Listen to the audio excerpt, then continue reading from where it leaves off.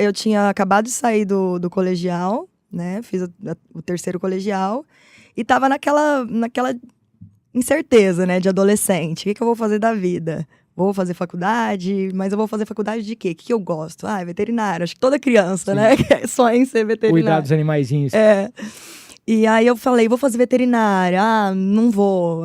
Vou fazer, sei lá, nem sabia o que era na época, biomedicina. Sim. Sabe? Aí eu prestei uma prova lá na Unip e tal, passei, mas falei, parece que não é isso que eu quero, né? E eu ficava fazendo cursinho. Eu vinha, fazia cursinho no alternativo, lá em 2000, não vou falar, né? Porque senão eu vou contar a minha idade.